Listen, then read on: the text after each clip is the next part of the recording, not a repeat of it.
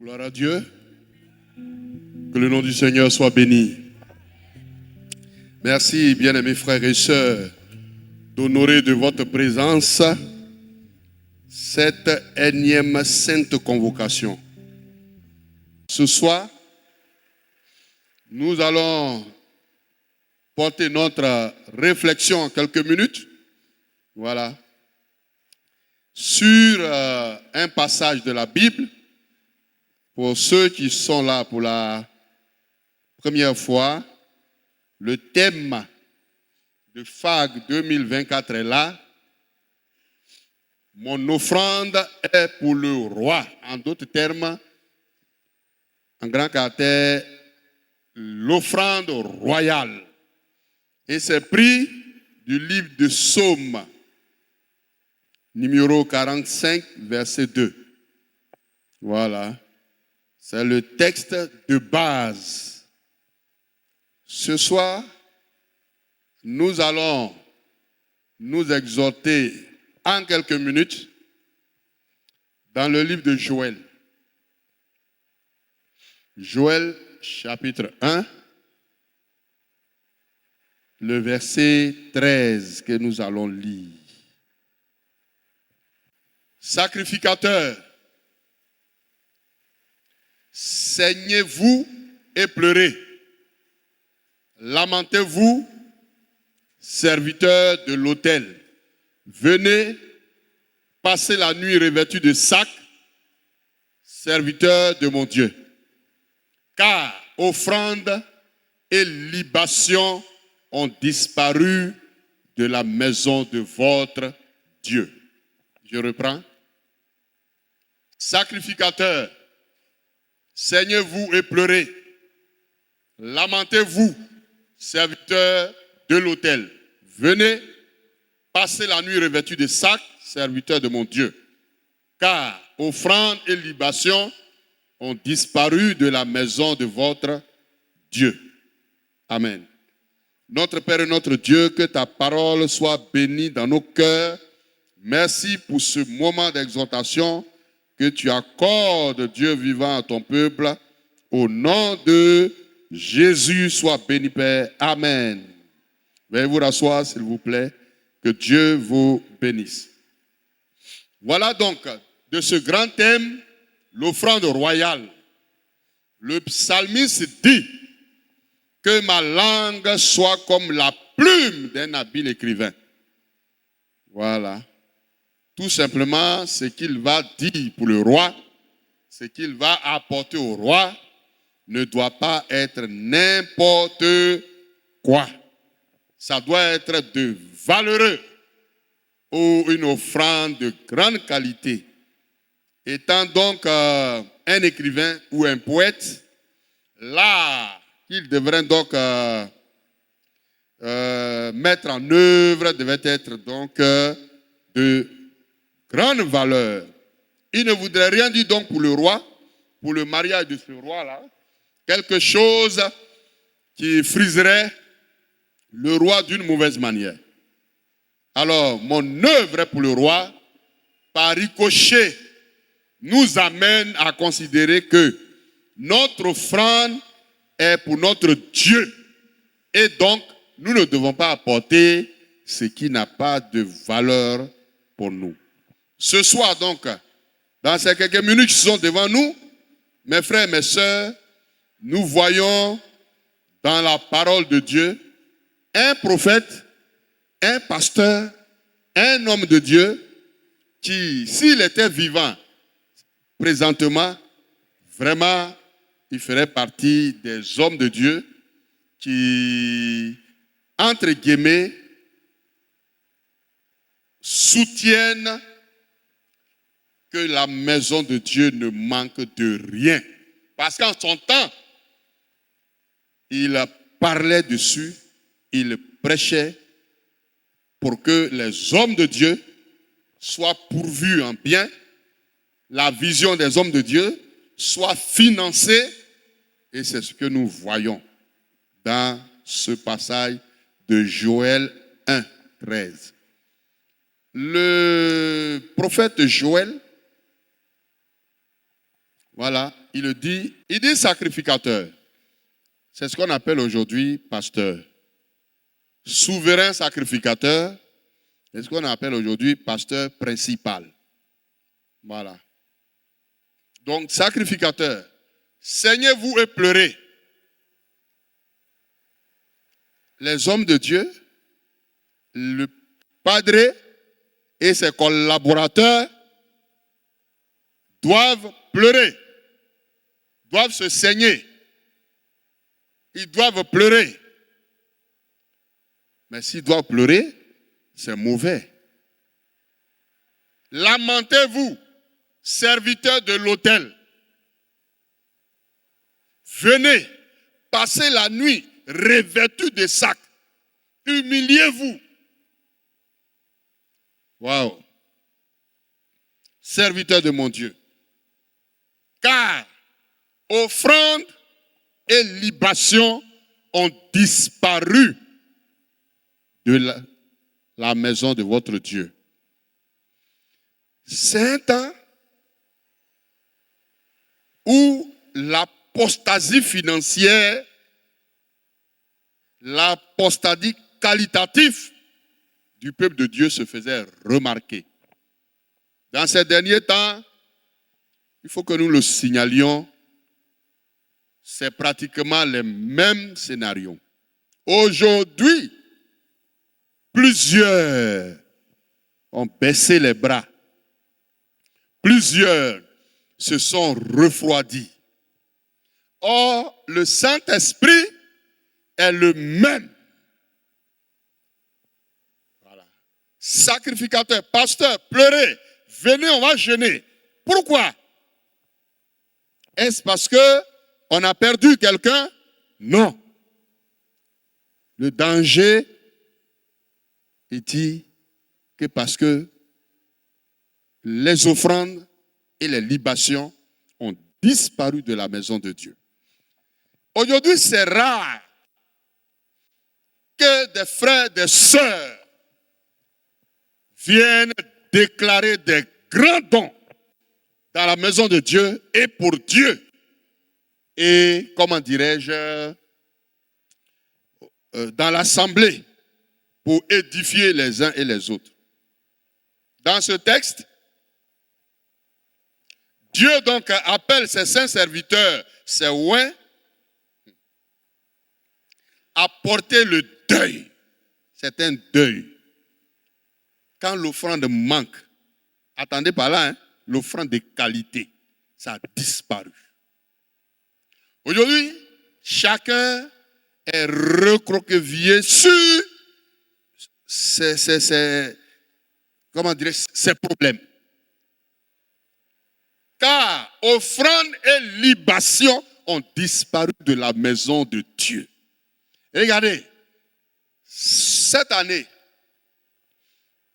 400 millions pour l'achèvement de ce beau temple, un bel édifice. En tout cas, vous devez faire un travail.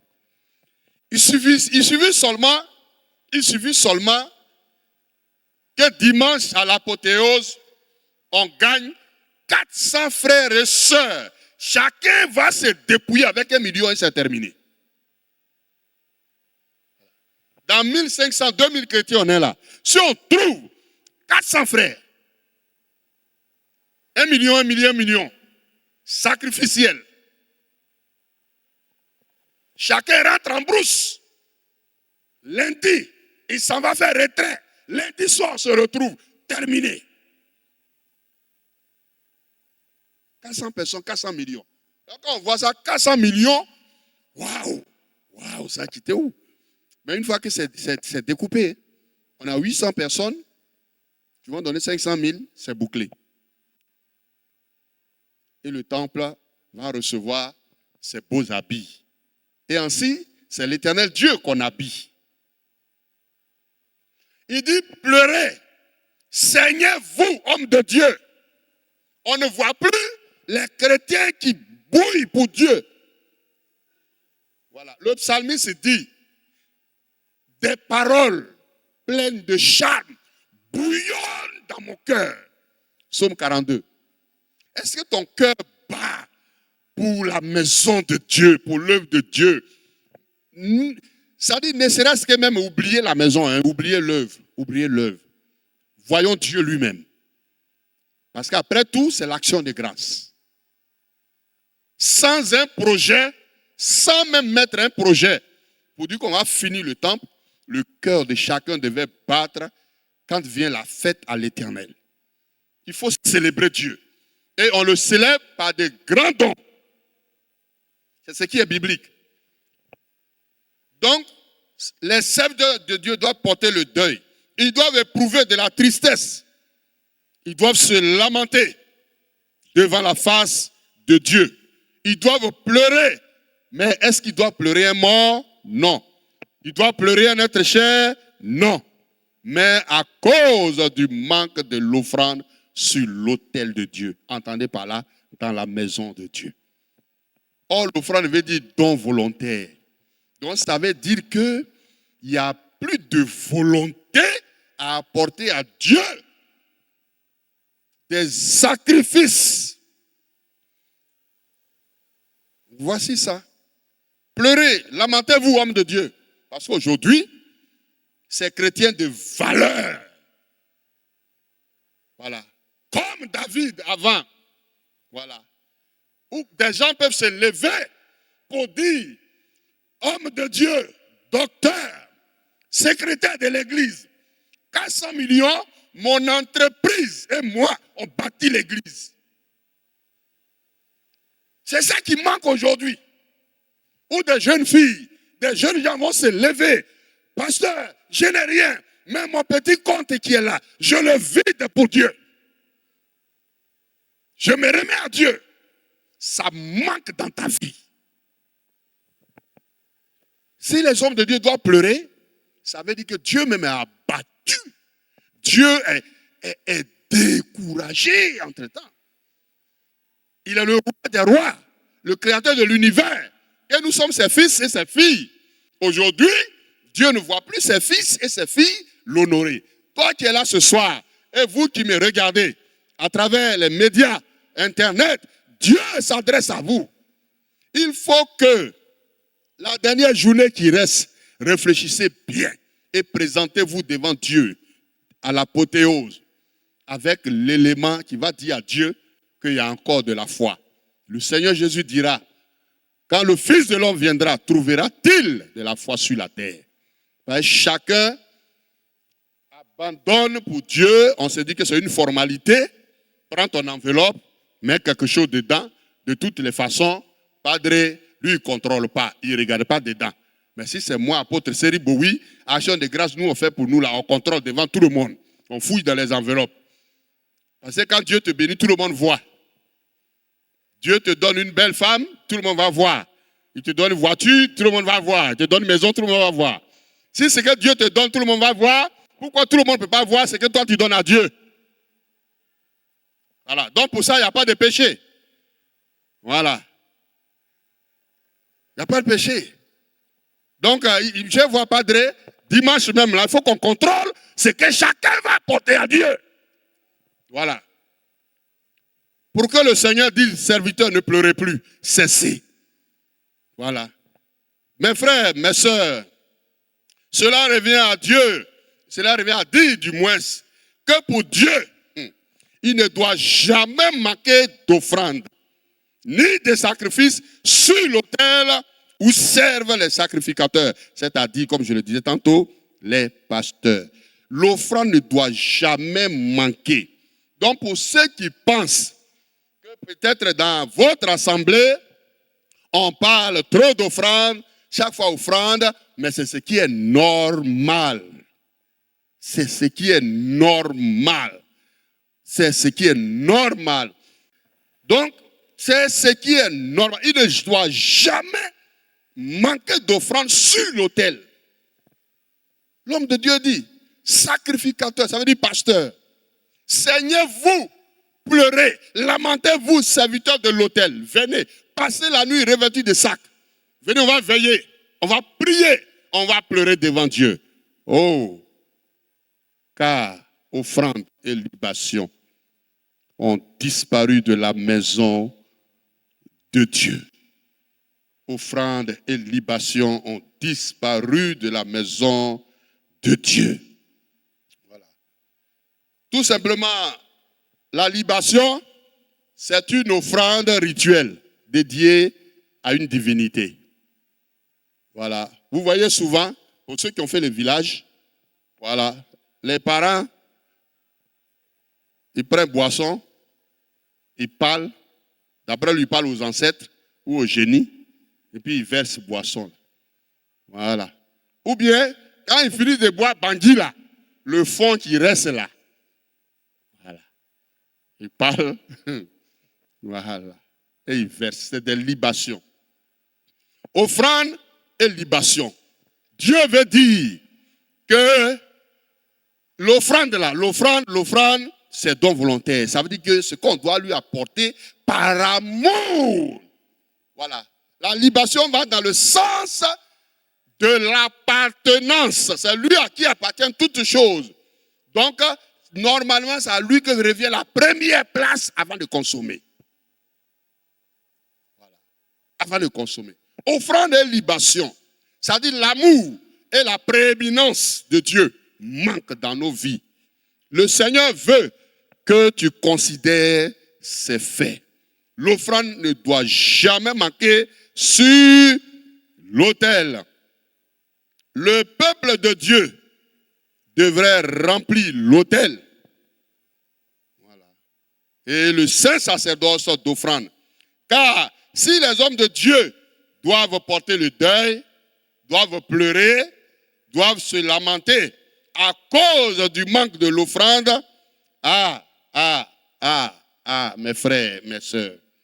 Si nos pasteurs doivent pleurer, doivent gémir, doivent se lamenter à cause du fait que les frères et sœurs n'apportent plus d'offrande et que l'offrande manque de la maison de Dieu, ce n'est pas bon.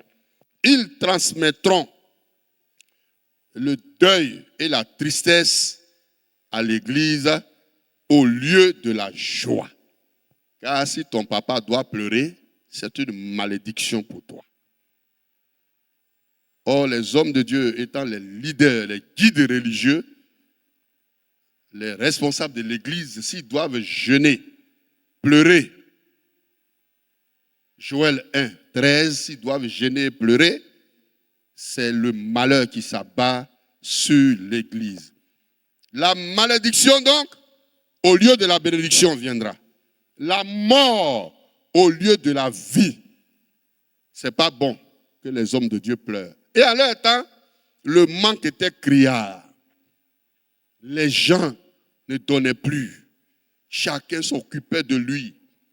Et ils sont venus de l'exil. Actuellement, on se dit on est dans une situation où les prix grimpent. Tout est difficile. Hein. Voilà. Comment on va faire? Moi, en avait 5 millions donnés à Dieu, mais je suis fou ou bien. En avait 10 millions.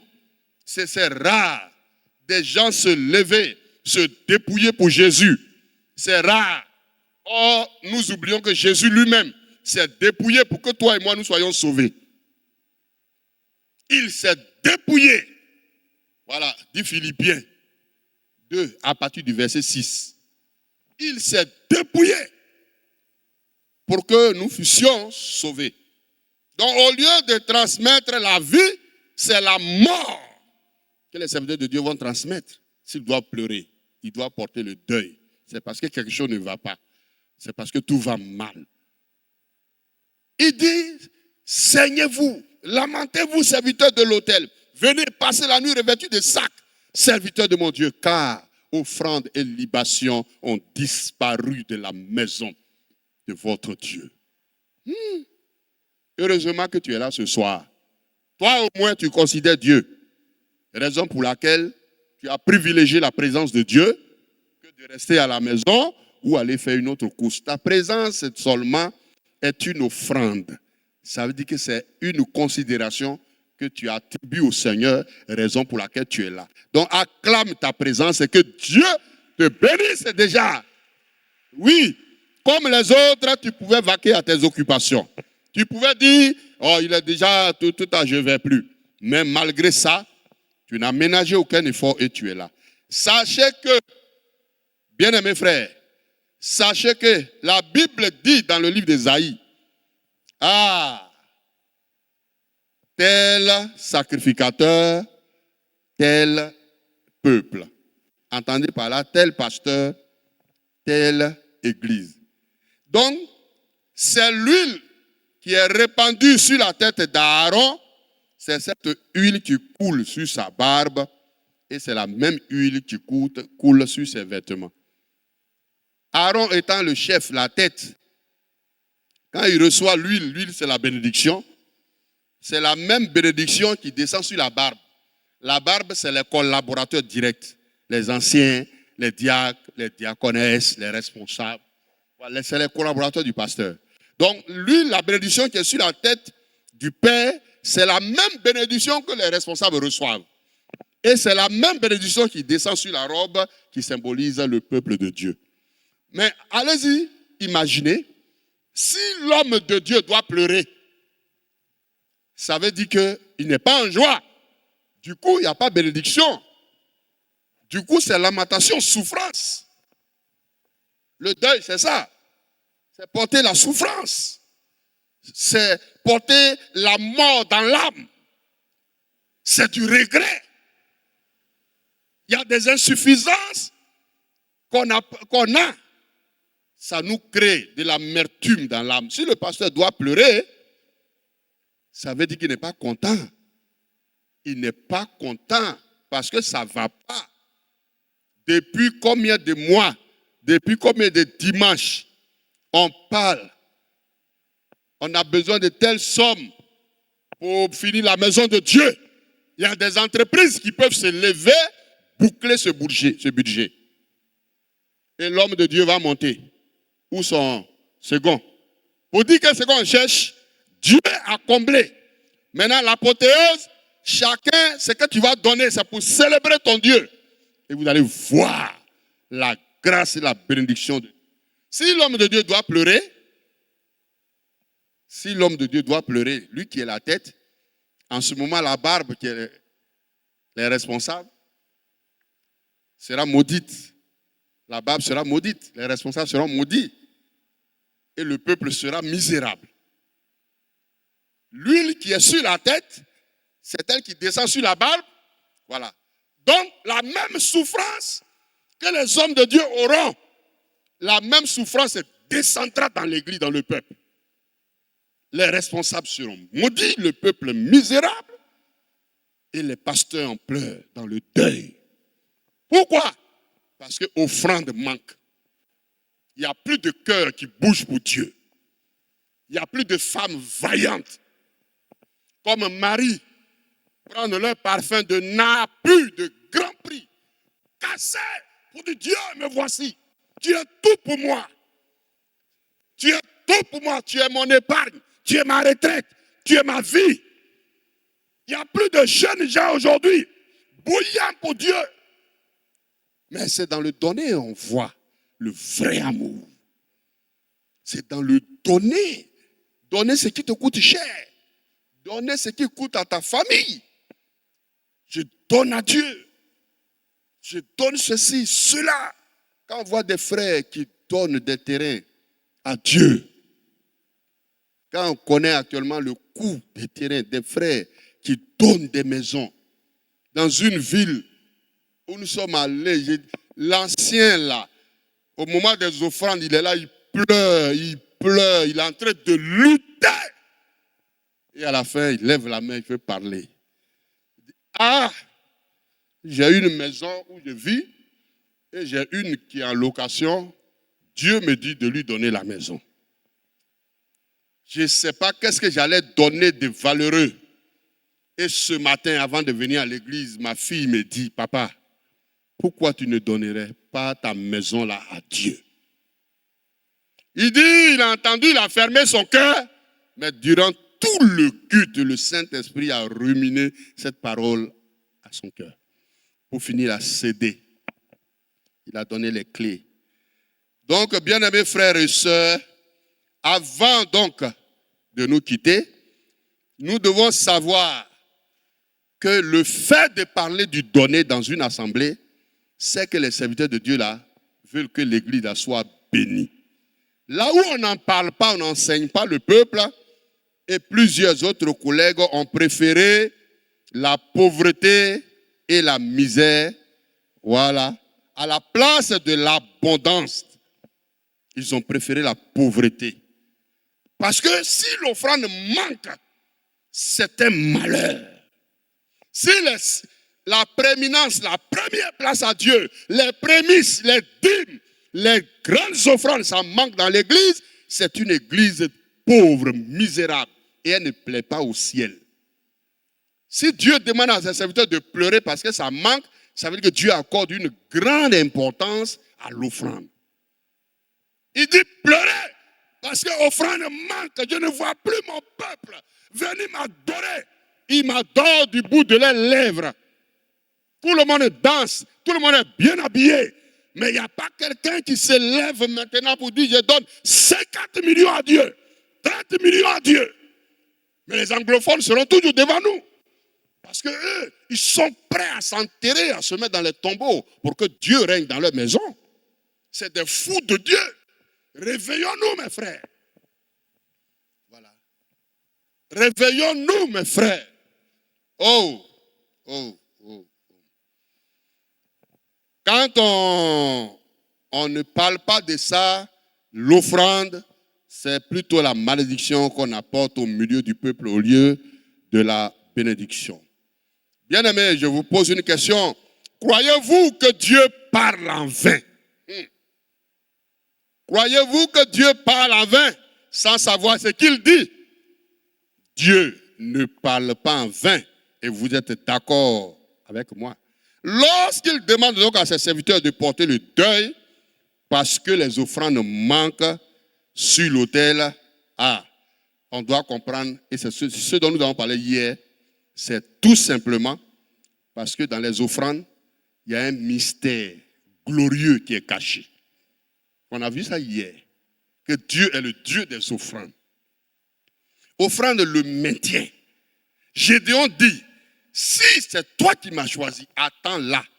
Il va aller prendre mon offrande. Et Dieu répond, je resterai jusqu'à ce que tu reviennes. Waouh! À cause d'offrande, Dieu dit, quel que soit le temps, tu vas me trouver l'appétit. Il ne va pas bouger. C'est qu'il y a quelque chose qui est dans l'offrande que peut-être tu n'as pas encore découvert. Moi, en tout cas, je l'ai découvert. Dieu a ouvert mes yeux.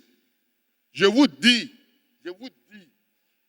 de la manière dont j'ai souffert dans l'assemblée de Dieu là, et de la manière dont j'ai souffert. Parce que nos pères, voilà, avant, ils ne sont pas instruits sur ce sujet. Donc, eux-mêmes t'invitent, tu prêches, ils ont des millions. Et puis après, c'est eux qui vont te tacler derrière. Donc, j'étais beaucoup fatigué. Et pour finir, on m'a affecté dans un village, là, à Samo. C'est un village. Mais j'ai pris ma chose à cœur. Je me suis dit quoi? Là où il y a un homme, il y a une personne, il y a Dieu. Et puis Dieu n'est pas limité par quelque chose. Dans un trou, Dieu bénit. La preuve, il a pris David en brousse pour le faire roi. Donc je suis ici au village, je dois bosser pour Dieu parce que Dieu est ici et il y a des âmes à gagner. L'église du village qu'on a trouvé à Samo, où le collègue pasteur que j'ai remplacé, c'était un pasteur ordonné, un titulaire qui a fait 7 ans là-bas.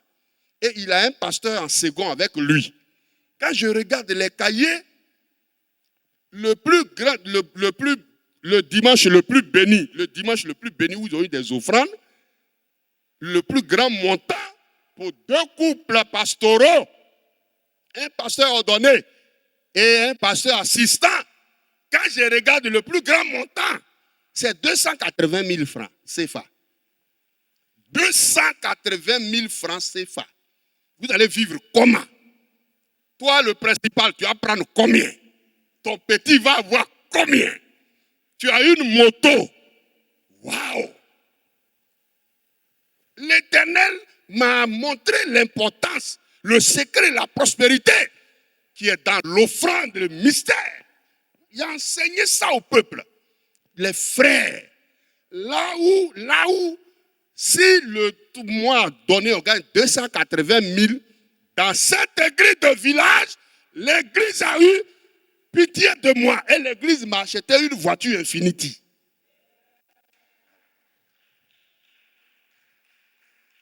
J'ai roulé Infiniti là jusqu'à... Je suis né à Abidjan, ça.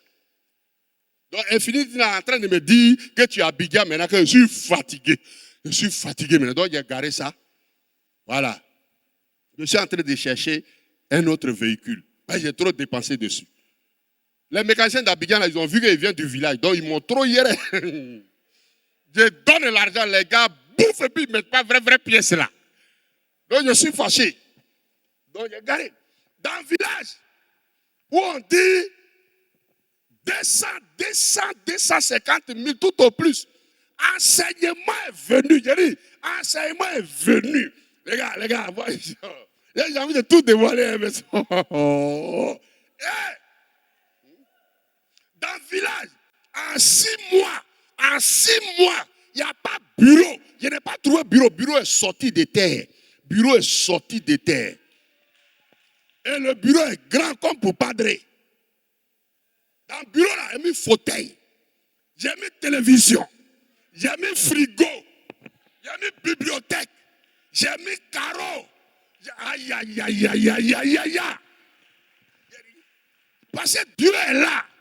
Je ne vous dis rien, les gars. Dans le village là, le Seigneur me dit, il faut climatiser mon église. Je suis allé dans une église. Dieu m'a béni. J'ai pris l'argent, je suis allé, j'ai climatisé toute l'église. Le temple est frayonné.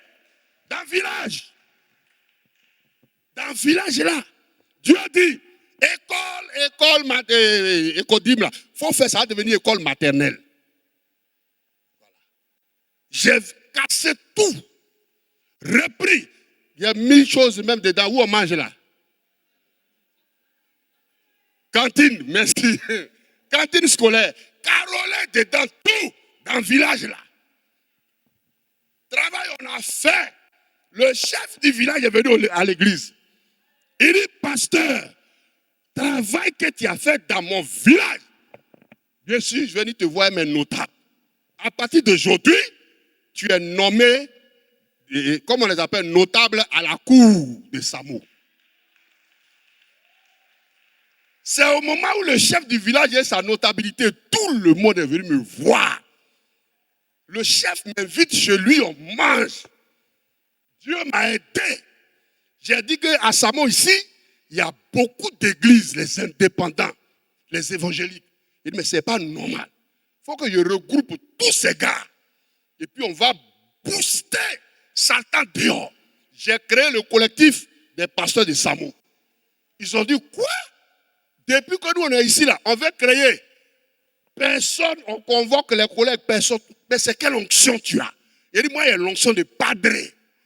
Où il rentre là. Voilà. Je vais vous dire une chose, hein. Quand je suis allé climatiser l'église, je n'ai pas voulu vous dire ça.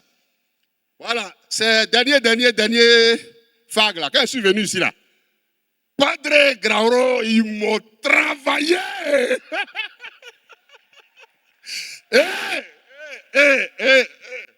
C'est là il a pris. Satan dit, il faut payer ton terrain, il faut construire. Tu deviens vieux maintenant. Hein? Et puis Dieu dit, mais climatiser. Et j'ai fait pour Dieu. J'ai dit, Dieu va me donner maison. Ça, je sais. Peut-être que je suis vieux, mais Dieu va donner clé pour me donner. Ça, je sais. Peut-être qu'il va passer par toi, mais on ne sait jamais. Alléluia. Mes frères, mes soeurs, avec l'offrande, Dieu bénit, parce que l'offrande, c'est Dieu lui-même. Il y a des secrets, il y a un mystère dedans. À cause du fait que l'offrande manque, Dieu dit pleurer, jeûner. C'est qu'il y a quelque chose dedans. Je vais terminer. Vous allez voir, bibliquement parlant, que nos offrandes là, ça nous délivre. Je vais vous raconter une petite histoire. Voilà, on va aller dans le livre d'Ésaïe. Ésaïe 6. Voilà. C'est là que je m'arrête. Ésaïe 6. Dans Ésaïe là, quand vous prenez le prophète Ésaïe, on est au chapitre 6. C'est au chapitre 6 que le prophète Ésaïe va recevoir sa délivrance lui-même. Voilà. Ça dit qu'on peut être pasteur, on peut être serviteur de Dieu, et puis on peut ne pas être éclairé, on peut être dans des liens. Voilà. Le fait d'être pasteur ne veut pas dire qu'on est sans péché, non, on est des humains. C'est pourquoi vous devez prier pour vos pasteurs, les soutenir dans la prière. Quand vous prenez le livre d'Ésaïe, le chapitre 1er jusqu'au chapitre 5, la pensée qui ressort des 5 premiers chapitres du livre d'Ésaïe, Ésaïe, il ne fait que condamner, il ne fait que brimer les autres. Vous êtes mauvais, vous êtes mauvais, vous êtes diable. Voilà, vous êtes des mordus du péché. C'est ça. Dans les 5 premiers chapitres, Ésaïe ne se voit pas. Il est trop pur. Lui, il est propre. Il est sans péché. Il condamne seulement. À tel enseigne qu'on pourrait dire que c'est un prophète de malheur. Ésaïe condamne les autres. Mais le chapitre 6, Ésaïe va découvrir Dieu. Dieu va se révéler à lui. On va lire l'année de la mort du roi Osias. Je vis le Seigneur. Il va voir le Seigneur dans une vision. Dieu va se révéler à lui. Assis sur un trône très élevé, et les pans de sa robe remplissaient le temple. On y va. Des séraphins, c'est-à-dire des anges, se tenaient au-dessus de lui. Ils avaient chacun 6 ailes. 2 dont ils se servaient, se couvraient la face. 2 dont ils se couvraient les pieds. Et 2 dont ils se servaient pour voler. On y va. Ils criaient l'un à l'autre et disaient, Saint, Saint, Saint est l'Éternel des armées, toute la terre est pleine de sa gloire. Notre Jésus, notre Dieu, n'est pas 3 fois saint. Quand on dit Dieu est 3 fois saint, c'est faux. Ça veut dire qu'il ne peut jamais être 50 fois. 5 fois. C'est ce passage-là. Comme le mot est répété 3 fois, on dit 3 fois saint. Si on dit 3 fois saint, qu'on le limite, c'est fini. Voilà, Dieu est saint. Terminé. Donc, ne dites plus quand vous chantez, il est 3 fois saint, l'Éternel des armées. Quand vous dites ça, là, les anges ont envie de vous chicoter même. Il est saint, saint, saint, l'Éternel des armées. C'est tout. Il est saint, saint, saint. C'est pas 3 fois. C'est parce que les anges là, doivent s'arrêter. C'est pourquoi ils ont dit saint, saint, saint. Sinon, ils sont dans la sainteté permanente. Il n'y a pas de limite. Donc Dieu est saint. Donc en même temps, il faut quitter dans les marmailles. Il faut quitter dans les faux trucs. C'est vrai, on parle de l'offrande, mais il faut lui donner l'offrande de considération. Il faut quitter l'homme là qui n'est pas marié. Et puis voilà, il faut quitter dedans. Voilà. Alors, on y va. Toute la terre remplie de sa gloire. Les portes furent ébranlées dans leur fondement. Regardez, par la voix seulement des anges. Les portes furent ébranlées. Voilà, dans leur fondement, par la voix qui retentissait, et la maison se remplit de fumée. On y va. Alors, Ésaïe rencontre Dieu, il voit Dieu. Voilà ce qu'il dit maintenant.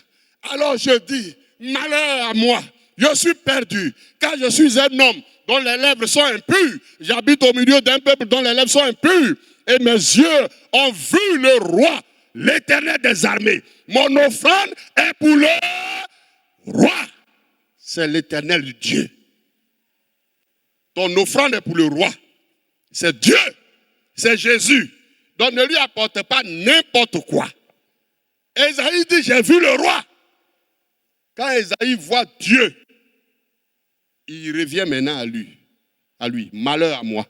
Avant, il disait malheur aux autres. Malheur, malheur, malheur. Dans les 5 premiers chapitres, il ne s'est jamais attribué le malheur. Il était trop pur. Quand il rencontre le le Seigneur. C'est là qu'il voit que Dieu, lui-même passé là, il n'est rien même. C'est le Seigneur ce qui est quelque chose. Donc il découvre ses péchés. Or, dans l'Ancienne Alliance, dans l'Ancien Testament, si tu vois ton péché, si tu sais que tu as péché, tu dois aller faire une offrande qu'on appelle l'offrande de culpabilité. Ça est dans Lévitique. Ou encore l'offrande de péché. Voilà. L'offrande de culpabilité. C'est cette offrande que Jésus-Christ a faite pour nous en mourant à la croix à notre place. Sinon, quand tu as péché, tu vas faire une offrande. Et le sacrificateur prend l'animal dans ta main. Tu mets ta main sur l'animal. Tu t'identifies à l'animal. Et puis on égorge l'animal. Et l'animal est brûlé sur l'autel des sacrifices. Donc, je vous amène à voir cette image. Ésaïe, voyant son péché, est allé sûrement faire son offrande.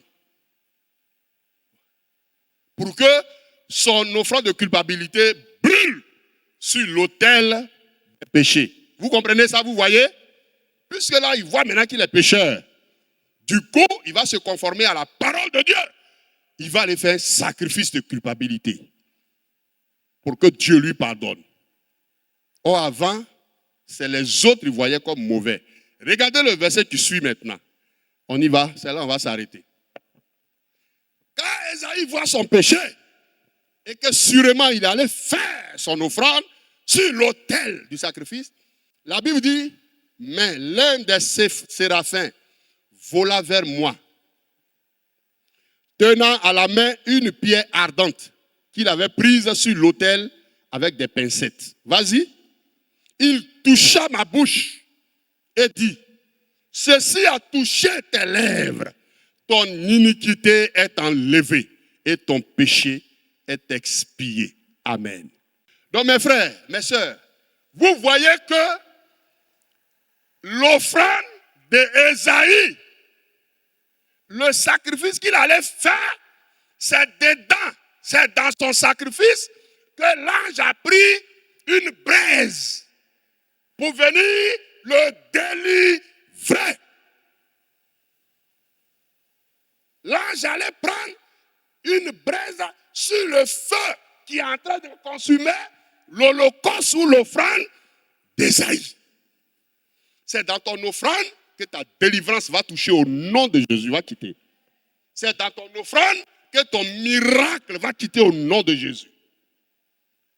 Ésaïe, le prophète, le grand, l'ange prend une pincette de braise sur l'autel des sacrifices.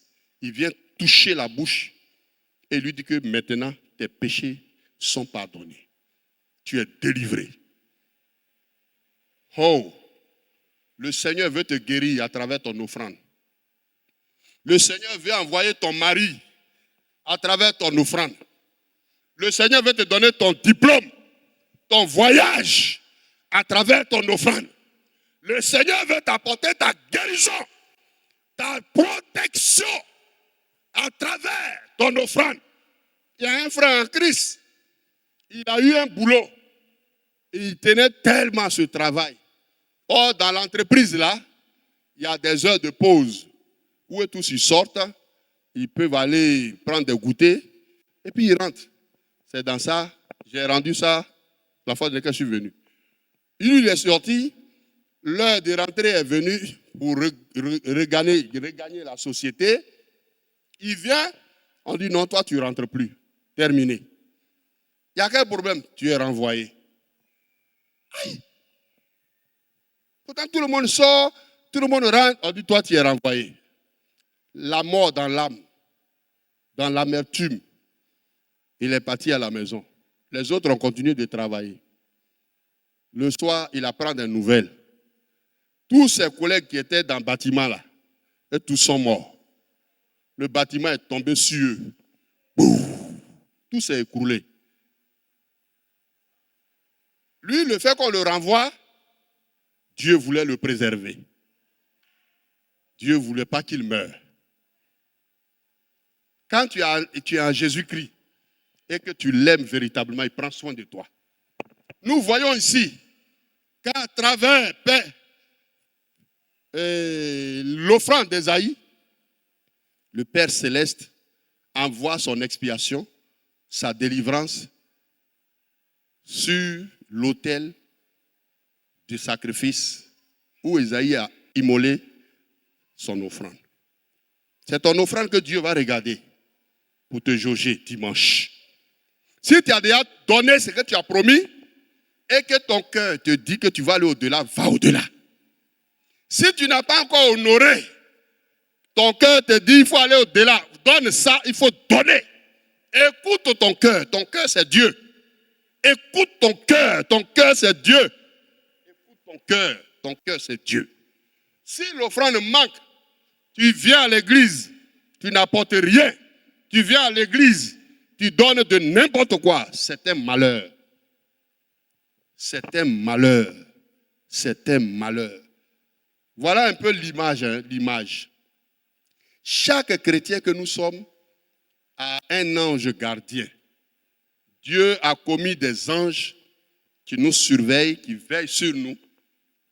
Donc, imaginez que les anges, après le service, peut-être ils sont en réunion, et puis chacun fait l'historique du travail qu'il a fait auprès du chrétien, de la fille de Dieu, de l'enfant de Dieu qui garde. Et il cause. Et puis toi, ton ange, va dire aux autres que moi-même, je suis trop découragé même. À elle cabote là-bas, là, moi, ma chrétienne que je surveille là, elle ne donne rien. Voilà. Depuis elle est convertie là, elle envoyait des offrandes. Comme ça, moi, je suis content, il m'avait présenté à Dieu. Mais depuis un certain temps là, rien. Offrande et libation. Elle n'envoie même plus. Et puis les autres anges se moquent de lui. On lui va aller voir Dieu. En tout cas, il faut m'affecter ailleurs. Je vais aller à Yopougon. Voilà. Il faut m'affecter auprès d'un chrétien à Yopougon parce que là-bas, vraiment, il y a la joie. Voilà. Hein? On va dire, Seigneur, tu as vu, non, quand la Côte d'Ivoire a gagné, la Yopougon était chaud. Hein? Mais à El Kabod, ici, c'est des chocos. C'est des chocos. Voilà, on de crier wow, ils ont dit que c'est comme ça, ils applaudissent. Voilà. L'autre va dire non. Moi, celui que je veille sur lui là, non, mais il m'honore. Il m'honore. Ton âme se rend compte. Si tu donnes des offrandes de qualité là, il y a la gloire dans le ciel pour toi. Mais quand tu voles Dieu, tu ne donnes rien. Celui qui te garde là, il est misérable, il est miséreux. Peut-être bientôt même tu n'auras plus d'ange gardien. Voilà. Les yeux tous vont démissionner. On va dire, va au travail, je ne vais pas. Celle-là, elle vole trop, elle ne paye même pas 10 000. Voilà. Mes frères, mes soeurs, sachons une chose. Quand l'offrande manque, c'est un deuil. C'est une mauvaise nouvelle. Sacrificateur. On va relire. Sacrificateur, saignez-vous et pleurez. J'ai intitulé ça le deuil des pasteurs. Pasteurs, saignez-vous et pleurez. Lamentez-vous, serviteurs de l'autel. L'autel là, c'est ce qui est là. C'est le lieu de service, la maison de Dieu. Voilà. Venez, passez la nuit revêtus de sacs. Ça veut dire enlevez vos vestes, enlevez vos habits de joie. Humiliez-vous parce que ça ne va pas. Il y a problème. Il dit, serviteur de mon Dieu, car offrandes et libations ont disparu de la maison de votre Dieu. Les chrétiens ne donnent plus comme avant, quand ils étaient nouvellement convertis. Ils étaient motivés. Or, ils doivent grandir dans la motivation. Si tu es à l'écodime, tu es devenu maintenant jeune, tu es chrétien, ton offrande doit évoluer en fonction de ton âge. On grandit avec l'offrande. Mais nous, on grandit en âge et l'offrande diminue. C'est les critiques qui prennent la place. C'est les murmures. C'est le désintéressement. Mes frères, revenons à l'Éternel. Apportons de grandes offrandes. Le ciel sera content de nous et nous allons retrouver cela auprès du Seigneur. Quand le Seigneur nous aura pris La Bible dit nous serons décorés, nous serons célébrés, nous serons revêtus de gloire. Alléluia.